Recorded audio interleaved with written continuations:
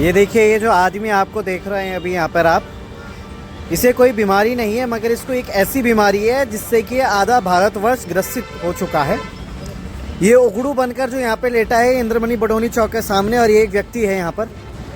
ये नशे की इस हालत पर है कि अब ना तो उठ पा रहे हैं और ना ही यहाँ से कहीं चल पाएंगे। सर्दियों का मौसम है, पता नहीं किस तरीके की इनकी स्थितियाँ हो जाएंगी। और वो सामने बैग पड़ा हुआ है, पता नहीं कहाँ से आ रहे हैं। कोई ऐसी चीज़ नहीं है हमें इनके पास मिली, या फिर अभी हमने वैसे भी चेक नहीं किया, हमने कोई छेड़ा नहीं है इनको। मगर ये स्थिति पूरे भारतवर्ष की कहीं ना कहीं हमें देखने को मिल रही है कि ये जो बीमारी है कि ये नशा शायद अब युवाओं के दिमाग में और उनकी जेब में कुछ ऐसा आ गया है कि इसके बिना वो शायद रह भी नहीं सकते और ना ही रहना चाहते हैं। इस व्यक्ति की अभी एक लड़की थी इनके साथ, और उस लड़की ने पहले अपनी जेब से कुछ निकाला, कोई नशीला एक पदार्थ था, उसको हाथ में थोड़ा सा रगड़ा और उसके बाद उसको खा लिया और अपना बैग उठा के यहाँ से ऑटो किया और पता नहीं कहाँ चली गई, इनको छोड़ गया, क्योंकि वो पहले से इनके साथ थी यहाँ पे। अगर आप सीसीटीवी कैमरा सामने इंद्रमणि बडोनी चौक पर सीसीटीवी कैमरा है, कभी कोई देखना चाहे तो उसमें ज़रूर देखेंगे कि वो लड़के इसके साथ कभी यहाँ खड़ी थी इस जगह पे, तो फिर यहाँ से होते हुए फिर पीछे गई, फिर उसके बाद यहाँ पर आकर इसको यहीं पे छोड़कर चली गई, ऑटो बुक किया।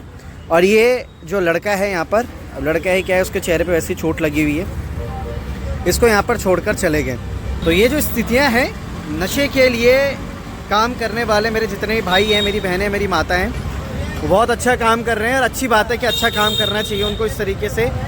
मगर कहाँ ये नशा बिक रहा है और किस तरीके का ये नशा है जिसकी वजह से आज इस लड़के की हालत ऐसी है। पता नहीं किसकी एक लौती संतान भी हो सकते हैं ये, उनके माता पिता ने शायद किसी दूर शहर है, बैग है यहाँ पर, दूर शहर से भेजा होगा यहाँ पे कि मेरा बच्चा गांव जाएगा, वहाँ से कुछ कमा उमा के आएगा, गांव तो नहीं शहर जाएगा, शहर से कमा के आएगा। अगर शहर में कुछ ऐसे कमाई हो रही है, ये है यहाँ पर भाई की स्थिति।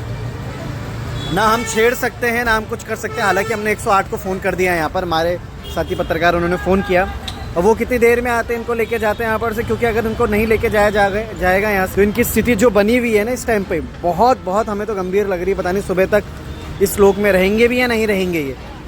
तो ये है इंद्रमणि बडोनी चौक है सामने, और यहाँ पे इंद्रमणि बडोनी चौक के सामने भी अगर लेटे रहते, थोड़ा सा मत्था टेकते तो कुछ बढ़िया सद्बुद्धि आती, मगर तो यहाँ पे इन्होंने मत्था टेक रखा है।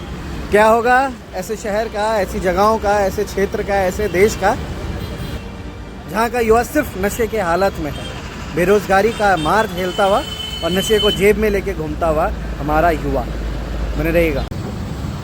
ये आ तो गई है यहाँ पे एम्बुलेंस, और अब इसको एम्बुलेंस में डालेंगे हम भाई को, और फिर देखते हैं कहाँ तक जाते हैं, क्या इनके पास होता है, इनसे भी बात करेंगे। कितने केसेस आपके पास आते हैं। तो एम्बुलेंस आ गई है और एम्बुलेंस में अब इन भाई को रखा जाएगा। मगर सवाल बहुत सारे उठते हैं इन सारी चीज़ों पर। सवाल उठते हैं कि क्या वाकई में इस तरीके से हमने कभी उत्तराखंड को आजमाया था या बनाया था?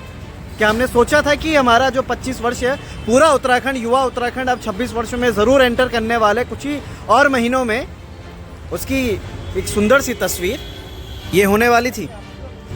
ये नहीं पता कि इन्होंने अभी कौन सा नशा किया है, सूखा नशा है, गीला नशा है, जो भी नशा है, मगर बहुत हैवी है। एम्बुलेंस हमने इसलिए बनाया कि ये अपनी जान से हाथ ना धो बैठे, क्योंकि बहुत ओवरडोज है।